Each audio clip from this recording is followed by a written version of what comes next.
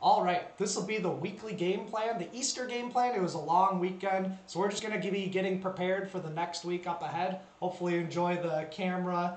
It's nice and warm out, so in a nice, good tank top. So it'll be nice and chill. Let's get ready to break down some stocks, break down some ETFs, and find out where the market can potentially go this week. So let's get right into it. Let's kick off April right. And I'm just going to be giving the ETF breakdown, stock breakdown, and then I'm going to have Q&A. So let me just get through the ETF breakdown and the stock breakdown, and then we'll get right into your guys' questions. So last week, we talked about the SPY, how we need to kind of set like a little bull flag. Well, SPY kind of moved up. We pulled in that higher low. This was the bull flag that I was talking about. And boom, we popped all-time highs over 400. I was saying even the day before and the day of, oh, SPY likely to go to 400. So there we go. SPY just punched that 400. Now the question is, based on the daily time frame, notice how we're in a channel. And we've been, every time we hit a new high, we kind of sell off. Are we going to keep that pattern? We still have a little bit of room, maybe up to 405 this week. So I'd say 405 is a good upside target. But is this going to be an explosive breakout?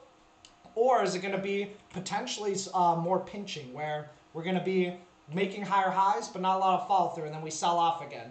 SPY can rip really well if this is a true breakout. We can rip up to 410, even 420.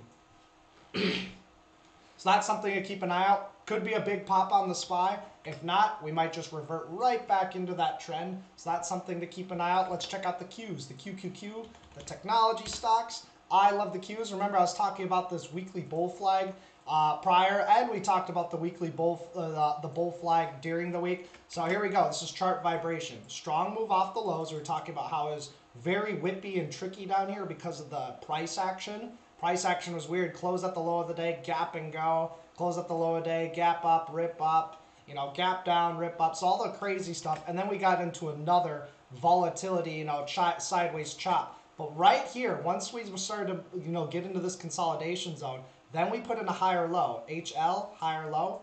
Right here, that's when, okay, we had the launch pad and we actually had the breakout on the Qs over there. And so because of that, my face might have been covering that higher low drawing, wasn't it? But once we broke out right here at about 315, 316, I was like, boom, Qs, neck, no resistance till 320. Pulled back a little bit from 320, gapped over that. So the Qs, a little bit of resistance up here, you know, 320, 327, 328. So I'm not expecting another explosive move up on the Qs, but I am expecting a little bit of follow through because we'll talk about Google and other tech stocks where they're positioned on the chart. So because of that, the Qs could still have some pretty good upside momentum. So let's quick check out the Dow. So those are the Qs. Let's check out the Dow. The DIA, nice good bull flag forming. You know, I think we hit an all-time high, not last week, but like 2 weeks ago. We got another bull flag. This is bullish. The Dow looks very strong, you know, over, you know, 332 could be an upside break point. You could do calls, vertical spreads. You could sell put credit spreads with time and capture some of that upside move, because I'm leaning bullish. I mean, of course, if we start to break that range bearish, you know, this consolidation range to the downside, then of course we can sell off a little bit more, but it's not positioned there yet. So we'll have to see where we are at or later in the week. So that's the Dow Jones. I mean, keep an eye out for Disney.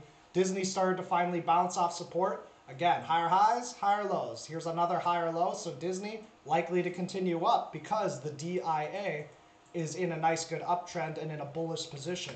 Same with Boeing. Let's see where Boeing's at. Is it above 250? Yeah, it's above 250. Boeing looks a little bit weaker. It's not my favorite, but it's a good mover intraday. Maybe Boeing can get a bounce off of that $250 a share and then go. Otherwise, Boeing just needs time to go sideways. I mean, we did hold this important former breakout area. See how we, you know, made higher lows. We had a flat top resistance right about that 235. Boom, big breakout, 235 all the way up to almost 280. Then comes all the way back to 235 and then bounces. So that's something to keep an eye out. And then let's just take a look at Apple. Apple's another big component of the Dow. Apple kind of range bound. You know, I'm just going to clear the drawing set since there's a lot of muck up over here. And you know, I'm just going to move my little face right over to this corner. And look, Apple, kind of just a choppy sideways movement. If Apple gets going, the Dow can get going. I'd be leaning more bullish than bearish on Apple this coming week, but anything can happen. So let's check out the IWM. You know, people's appetite for risk. This is the growth sector. You know, mid caps, stuff like that. Higher lows, nice good higher lows. You know, but we're starting to kind of break down and backtest it. It's a little bit weaker. IWM doesn't really tell much of a story to me. Kind of just sideways. Maybe we're forming a weekly bull flag, so we're kind of like going sideways. And we're just eating time off the clock for another move higher in the IWM. But it'll take weeks within that range. Weeks within that range before it pops that next high. So that's the IWM. Let's check out the XLF, financials. XLF, if we go to the daily chart, bullish. Looks like a nice good bull flag. Again, long term, I'm not bullish the financials. But short term, I said I've been bullish the financials. Been kind of sideways. We broke out. Put in a higher low. Now we're flagging and we're starting to pop that. If the financials break out, you know, that means that the SPY will probably also go up. Financials are a big part of the SPY. And good to see you, Chase. Welcome, welcome, welcome. Looking forward to a great week. I'm looking forward to a great week as well. It should be really fun. So that is the XLF. Talked about the IWM. Let's quick talk about the TNX, the rates. Right back in. I expect a little bit more of a sell-off in the rates, the TNX, the 10-year treasury. Otherwise, which means there could be a small little rally in the TLT just based off where it's positioned. Remember, we said we were expecting a spike. Now let's see if we get a kind of W pattern. You know, left shoulder ahead, right shoulder. Are we going to break that neckline to the upside? I don't know. But it looks like it might be shaping up to. And that'll just be a little bit of pressure off the overall markets. A lot of people are complaining and fear-mongering about the rates. Like, oh, everything's going to go crazy. Just assume that things will continue the way they're going until they actually stop going the way that they're going. Okay? So just remember that. SPY's been bullish until it's not. Even when the market was falling right here, everybody was asking me about a crash. I was like, no. No crash. Just a dip, a blip in the radar, no crash, and hopefully you guys didn't pull out your entire 401ks and stayed in the market. Hopefully you nibbled a little bit. I know General Stash and I were buying some stocks up right there, and that's been very rewarding. So we got to assume that the trend is bullish until it's not. And I'm a long-term market bull until the market becomes a little bit bearish. So let's get into the stocks. Last week, remember I talked about CAR, how you could take that bullish trade. Well, here we go. CAR did that little bull flag right there, popped right up and went up there. I wish I would have traded CAR. There's so many stocks going off. The CAR still looks good to continue up. We're forming yet another bull flag. And if I throw on a good old MACD indicator, and I like to just throw on a good old MACD, gonna X all these out, just to look at the angle of attack. The MACD still has yet to cross and do a buy signal, and that's still a question mark, but looks like we started to sell off. That was the bottom of the hemisphere right here on this day. That marked a little bit of a low. Where's the top of this hemisphere? The top of this hemisphere is right here, so didn't work so well on the upside, but worked very well for the buy side. CAR looks pretty good. Looked for it to continue. Otherwise, if CAR starts to come underneath 72, 76, it probably could drop a little bit more. So that's CAR. And then let's check out Target. Last week I said Target, I'm looking to get a dip at 197, 196. Target gave the dip at about 197. I didn't dip buy it because I was already in Target from about 200. And I'm still in Target. It looks very healthy. Nice good bull flag. Sideways consolidation. Expect Target to pop those all-time highs at 202. Expected move is only up to like 205, 206. But I think Target can beat that expected move of 205 to 206. And I think Target could get as high as something like 210 this week. And that would be a good chunk of change. If you can catch the 205 strike call and you can catch it for like $100 and you can hold it till the end of the week, then that 205 strike call on Target can turn $100 into $500. And that's a pretty good return on investment if you ask me. And I'll get to your question, Fat Cat, on PLTR, that's for sure. Good to see you. Hello. So that's Target. Expecting more bullishness this week. I mean, I think I have it on my other account. Yeah, right here. Right here. Just, it's a little bit down from the premium. That's fine. I'm looking to totally add to Target. Super excited for what Target can do moving forward. So that was Target. Last week, didn't really do anything. Just kind of continued its bull flag, which is perfect. I mean, it was already an extended move. Remember, it already popped this bull flag. So it was unlikely to just go straight up. But it gives you time to accumulate a position because when these go, sometimes it can go really fast.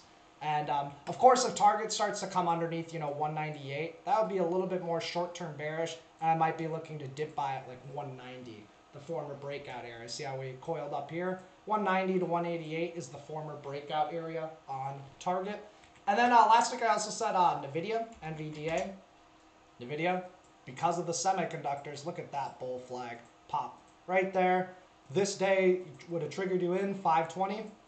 I was looking at NVIDIA 520. I was like, man, I kind of missed it because when it was at 525 by the time I had seen it. I had the alerts, but NVIDIA, look for it to continue. Looks really good. Some resistance, at the 560 mark, so it has a little bit left to go. If you're long NVIDIA, it's more of a hold, but if you're not already in NVIDIA, you've got to kind of wait for a pullback or another setup. You've got to wait for a pullback to buy or for another flag pattern to buy, because NVIDIA, bullish long term, pays a really good dividend. I might even go with the longer term swing trade on NVIDIA. So that was last week. This week, I'm going to be looking at, let's check out Uber right here. So this will be the weekly game plan coming up here. Uber, looking to go long if we can break Friday's high. But we have a little bit of resistance at the 59 level on the gap. So I'd like to get a little bit more of a dip buy actually at about the 56. Using 55 as a stop loss. That's a $1 stop loss. This is a nice good swing trade up to the gap at 59. And if you want to take a longer term swing trade, this is a nice good weekly pennant that's starting to form. So we moved up and now we've just gone sideways. Buyers are like, I ain't selling my Uber up here. I ain't selling Oobs up here. I want to sell Oobs after it breaks out. So they're going to wait for Oobs to break out. That's where you can get in. And then you can sell your Uber, in the next coming months. I mean, I might go out to like, September. See what the options chain is pricing. I mean, there's a decent chance, probability touching. There's about a 50% chance that we touch 70. I think we could probably touch something like 80. So that might be a pretty good deal. A leap call on Uber. Not my favorite stock to invest in, but it's a decent stock, that's for sure. So that's Uber. Also looking at YOLO, YOLO. Apparently this is a MJ ETF. But nice, good equilibrium starting to shape up. Over 2440 is a potential breakout. That would be this level. That's over this candle high. And so because of that, if it breaks that candle high, we can pop really well and get mooning. That's for sure. So that's YOLO. It's ironic because its name is YOLO. Doesn't mean you have to YOLO your whole account on it. It's a nice, good, slower mover type of swing trade deal. But YOLO looks interesting. Let's check out Googs or Google. Google, gosh, this thing is the king of going sideways. Look how long we've gone sideways for. Google hasn't done anything since February, and it's mid-April almost. So it's been a few months of Google just going sideways, which means the breakout can be really good. Do you guys see this little buy signal? That doesn't mean you close your eyes and buy Google. It's just another factor of Google makes bank. Google makes a lot of money. Google tends to go up in the long run. If Google is an easy trade that goes up in the long run, I myself wish to be a part of that Google trade. And if there's a pullback on Google up to that 2100, I'd love to buy more Google. Otherwise, I'll buy more Google over the all-time highs. And Google, I think this one is a keeper for a few weeks. At least 1, 2, 3, 4, 5, 6, 7, 8. It's a keeper forever, almost, in my opinion, to the grave. But I want to hold Google probably for at least 2 to 3 months and take advantage of the upside on Google. I think Google's like a $4,000 stock. So Google 4,000, give it a few months, years. Why this one just seems to be much easier in my mind than a lot of these other trades. Like I like Google better than the Uber trade. So that's Google. Checking out for if you're looking to short a stock, I might practice on Roku here. Roku got extremely extended. And I was like, there's no way Roku's $500 stock. That's when people were upgrading Roku up there. I was like, eh. And then we got this bear flag and then a drop. Then we moved up, a bear pullback, then a drop. Now we're at that former breakdown area, just as you'd want to buy a pullback at a former breakout area. You can short a bear pullback as we're starting to roll over. So if Roku starts to come underneath 325 or so, I might short Roku and look for a move at least down to like 315. So I'm going to probably use a pretty tight stop loss if I'm using a 10-point target. Maybe I'll use like a $3 stop loss, meaning I'll probably stop out of Roku at like, 328. Maybe like a 5-minute close, a 10-minute close, an hourly close, whatever it may be. But Roku, looking to potentially short and make money on the way down for Roku this week. And then let's check out NIO, what it did the other week. I'm just kind of curious to see. This better be a low on NIO, but we're kind of still in the downtrend right here. But we kind of did do that double bottom right about the 35. Remember I was saying 35 is a good investment in NIO, in my opinion. That could change. So let's see if we can get the W, meaning can we put in a higher low and higher high? I want the higher low to happen somewhere above 36. So as long as the higher low happens above 36, ideally above, 37, that's where I'd like to dip by NIO. So I'd like to dip by NIO at 37 and then add over like 40 over the breakout and then target something like the 49, 50 area in the next coming weeks. So just say Roblox like you do on stream, I know, right? So NIO, still staying bullish, and then obviously I mentioned target. How stick with that flag. Let's see where we want to go. So what stocks do you guys have? I know Fat Cat was saying PLTR. Let's check out PLTR. PLTR. What have we got over here on PLTR? Let's just continue this downtrend talk. I mean, there's a slight chance that we... Okay, I'm just going to map out PLTR. Let's start with the max chart. I'm just going to mark some levels. IPO, kind of a hot month high, all-time low, marked.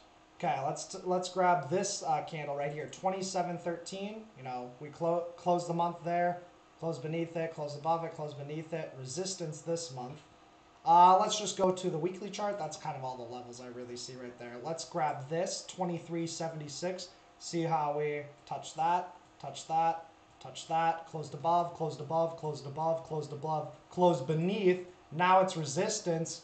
That's bearish.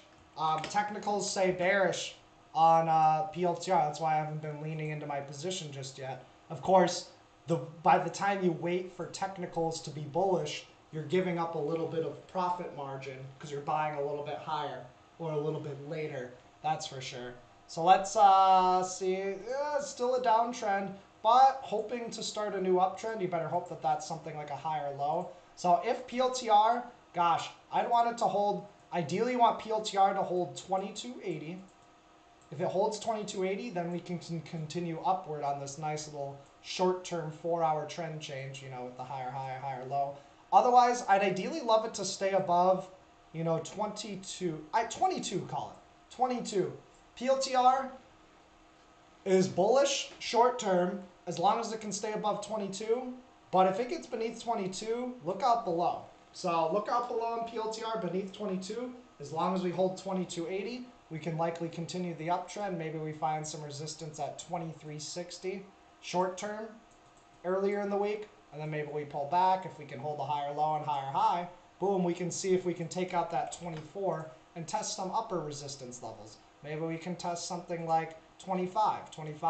PLTR just kind of likes to work in 50 cents and whole numbers. So,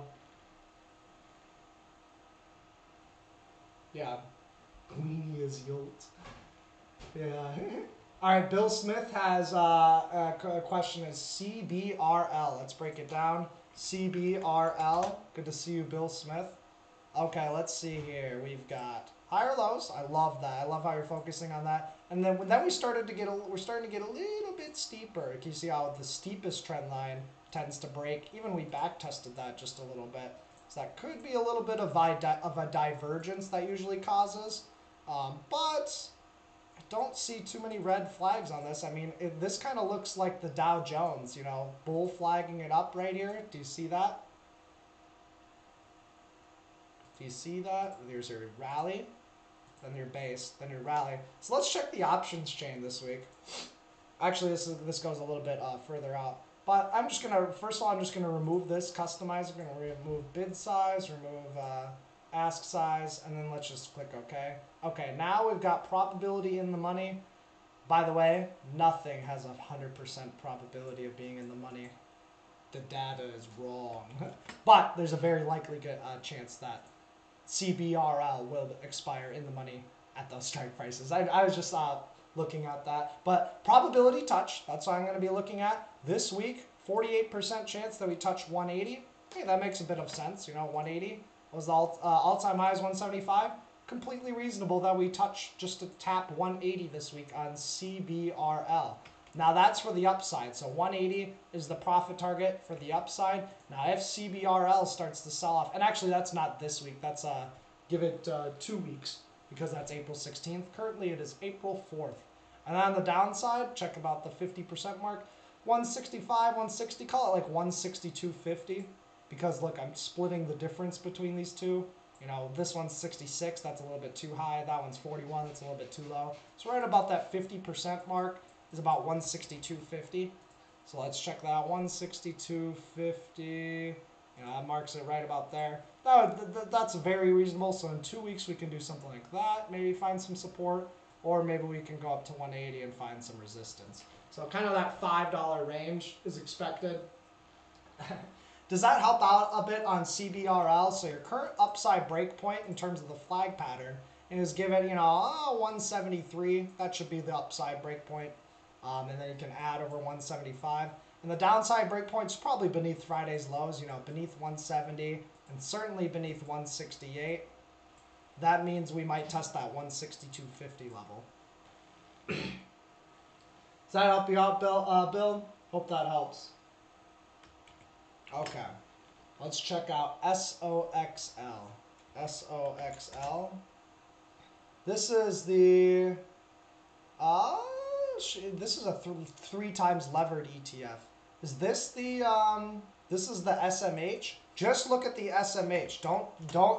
Don't break down leveraged ETFs. You don't want to chart them out. You want to chart out the actual underlying, which is the SMH. So, and that's just because the leverage can really, you can look at a little bit of support and resistance, but it's just not as accurate. It's not as clear cut. So you definitely would want to stick with the underlying ETF, which right here is the SMH, semiconductors, and they're bullish. I mean, they're bullish, but a little bit at resistance, just like we were talking about on NVIDIA. So we had the bull flag, just like the Qs. Bull flag side is consolidation. We break out, we back test it, and then we double break out. So it's a little bit extended, which means it's risky to buy up here, but it's a hold if you're already in it. And it's certainly not a short. You could short it.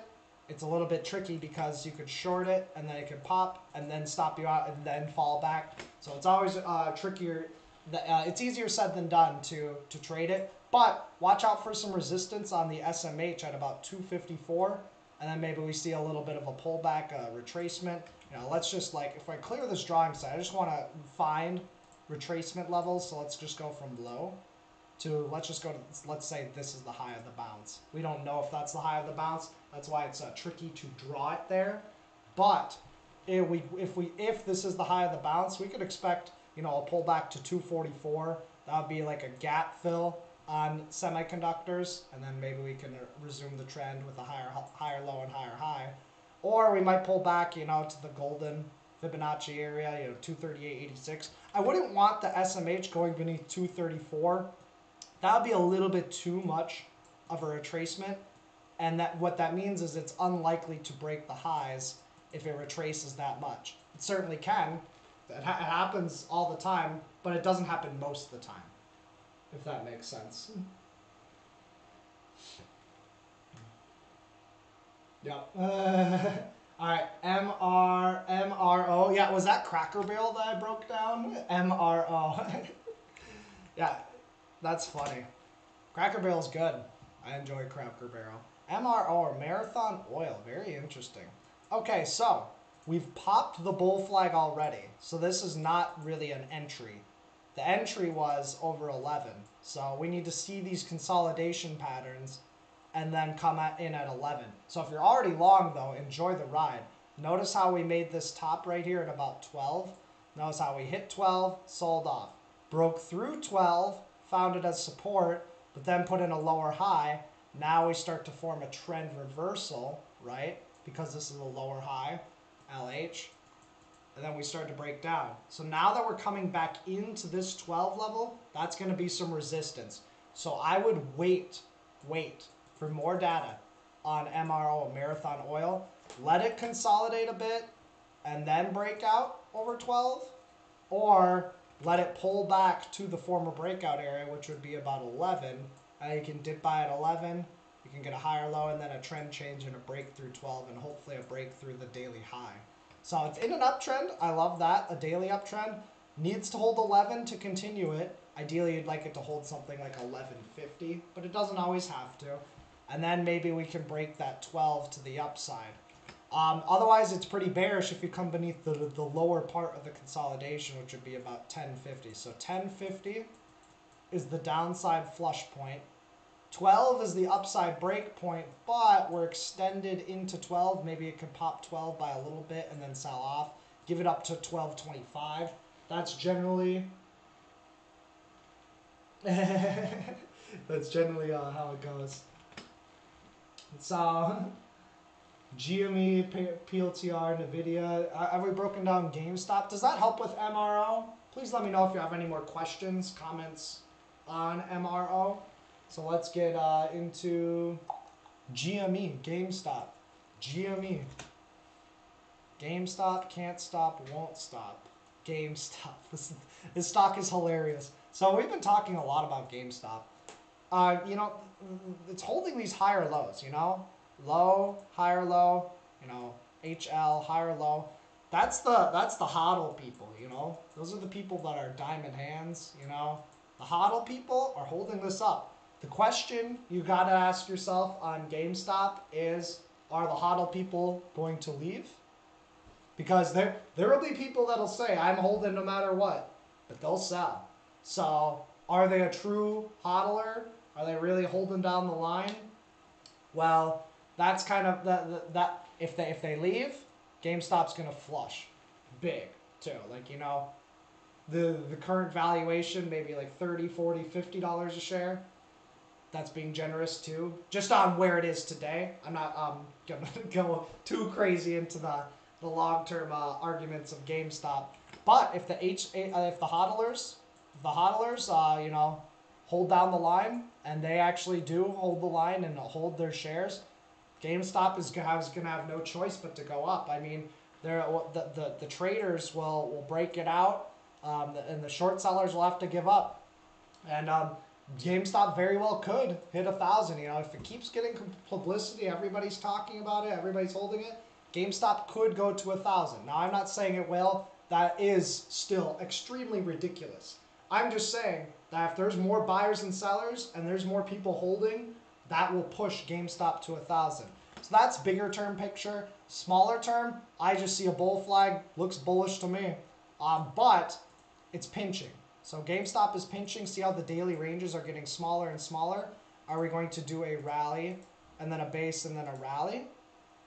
Or are we going to sell off? So that's kind of what I'm looking at. Are we going to pop this bull flag and test 300 again? Boy, if we test 300 again and we just start going, GameStop can rip.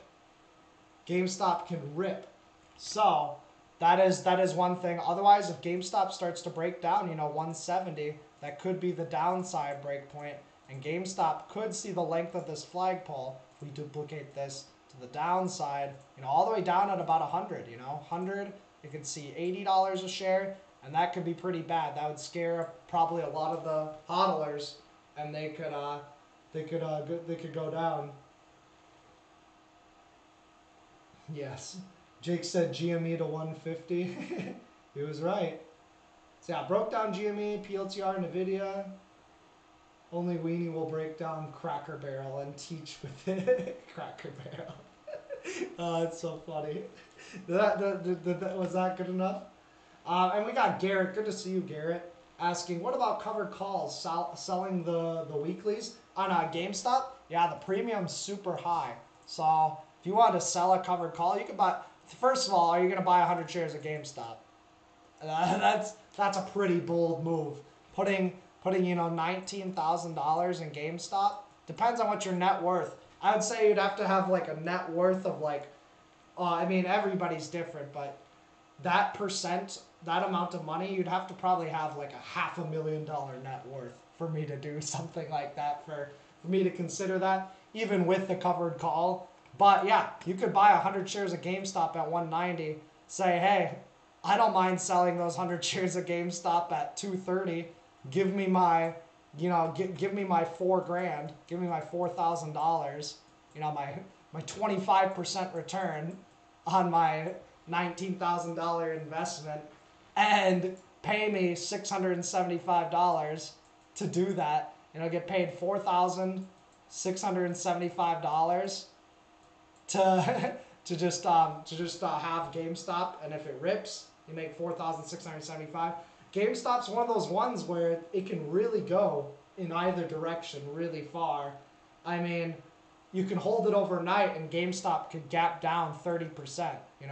Are you willing to take a $5,000 loss on this? Because that $5,000 loss is gonna hurt, even if you're collecting that $675. That's kind of what happened to me with SQ covered calls.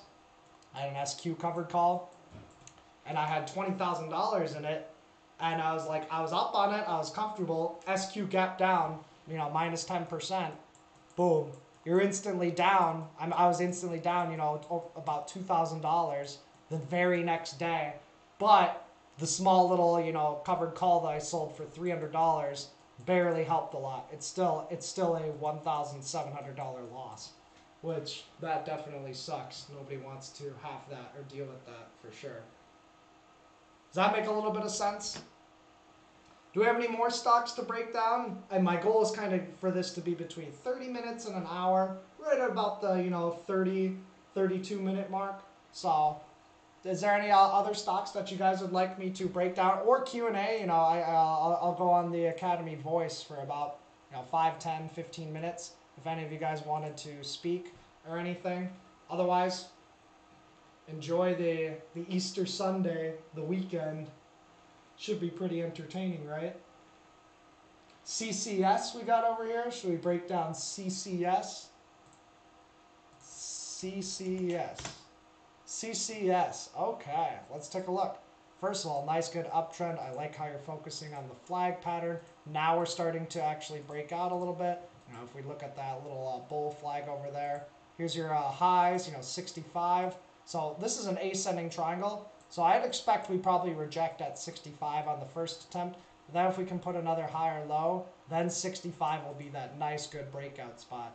And of course, beneath Friday's low, this is a pretty big day. Beneath Friday's low, that probably could need more downside, 61. But that looks bullish to me if we just check the options chain. CCS, again, 2-week option expiration. Big chance we touch 65, not a big chance we touch 70. So it looks like, yeah, right about that 67. This looks like a nice, peaceful, slow mover. I would do a swing trade on it. I wouldn't day trade it. I don't know anything about Century Communities in terms of an investment, but yes. Should we check out XONE for squishy? I believe it's Alice too. XONE. So, big move from the low to the high. So, when you see a big move like this, this is where I want to do the Fibonacci. Go from low, do you see the low point right there? And then click, and then go to the high point. Okay, click. So, if XONE wanted to continue its uptrend, it should have bounced off of 45. The fact that it didn't bounce off of 45 could be a little bit more bearish. I mean, we sold off, we put another lower high, lower low, lower high, higher low, lower high, equilibrium bear break, lower low. So now we got to expect a lower high. So I've got to be a little bit more bearish on XONE than bullish. Now, of course, it can retrace some of these highs and maybe come back up to 40. I think you'd be lucky to get this one back up to 40. This actually looks like a good candidate to potentially short. So short, make money as it drops with a stop above 33. Does that make a little bit of sense? So this looks more like a short on XONE. Came up on my scanner, so just getting more of it. You sold a put? Oh, okay. Well, if you really love the stock and you want to own 100 shares, what put did you sell, Squishy? You sold a put in 30? Did you sell a 30 strike put or something? So did you collect? You collected $165. You put up $3,000 of collateral. And then if XONE is above 30, hey, you get to collect that, you know, let's just call it $170. Looks pretty good to me, if you ask me. Looks like it. I mean, just because I said it's bearish doesn't mean that like it's going to drop. I'm just saying we're getting lower highs and lower lows. How would you feel if XONE dropped to 25? And you know, you took a $500 loss on that put that you sold, and you've got 100 shares at 30. Technically, you wouldn't lose $500. You'd lose less than that. You'd lose like $300 or $400 because remember, you're collecting that $170. Nice up in there, okay. And you're going to work it like this. And you're really damping that knee. I'm just going to say, well, if you put... Saw someone else do this and wanted to give it a try. This is what 5'6" and 235 pounds looks like. Your turn. Saw someone else do this and wanted to give it a try. Crackhead hunting. Yep, your even point is 25, so nice. That means you collected $500, right? That means you collected about $500 on this. That's smart.